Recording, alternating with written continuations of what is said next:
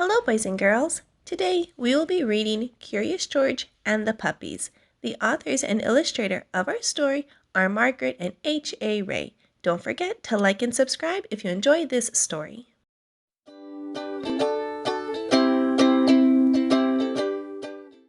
This is George. George was a good little monkey and always very curious.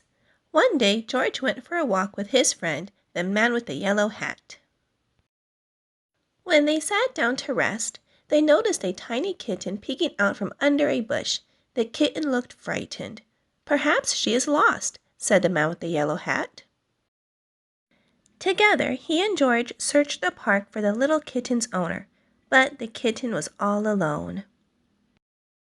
"This kitten is too young to be on her own," the man said.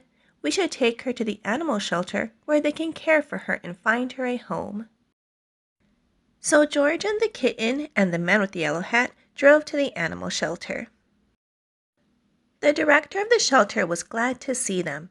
"It was good of you to bring the kitten here," she said. "We will be happy to take care of her." George gave the kitten to the director. Then he and the man with the yellow hat walked inside.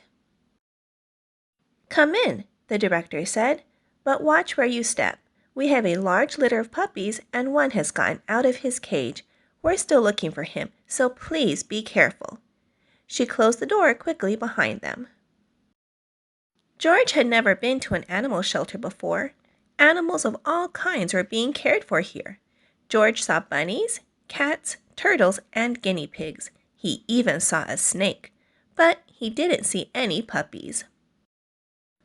"George, I need to go sign some papers," said the man with the yellow hat.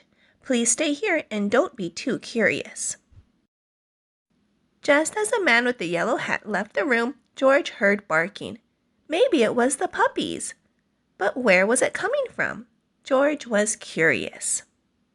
He followed the barking noises and found a room full of dogs. There were yellow dogs, spotted dogs, sleek dogs, and fluffy dogs. There were quiet dogs and yappy dogs, and even a dog without a tail. But where were the puppies? Then George saw a little wagging tail. Then another, and another. George was so excited. Once George saw the puppies, he could not take his eyes off of them. He had to pet one. Here was a puppy, and the puppy liked George. George wanted to hold the puppy, so slowly he opened the door. But before George could even reach the puppy, the mother dog pushed the door open and was off like a shot. George tried to close the door after her, but the puppies were too fast.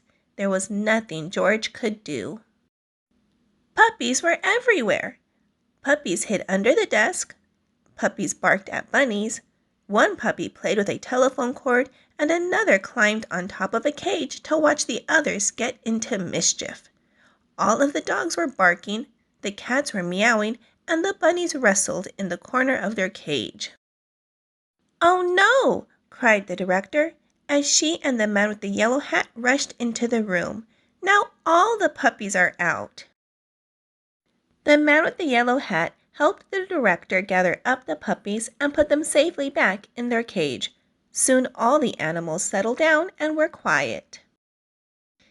Except for one, who was still barking. It was the mother dog. But what was she barking at? There was nothing here but a door. There must be something on the other side, thought George. He opened the door. It was the missing puppy.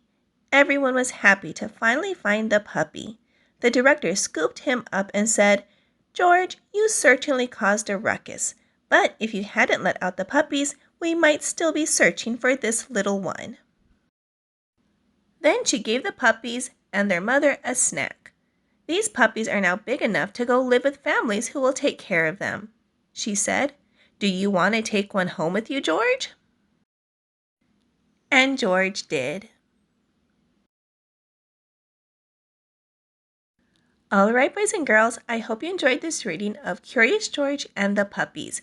If you would like to add this book to your collection, I'll have it linked down below in the description box. And don't forget to subscribe to my channel so you don't miss any uploads that I add. I hope you'll have a wonderful day, and I will see you again soon in a couple of days with a new Read Aloud. Bye-bye!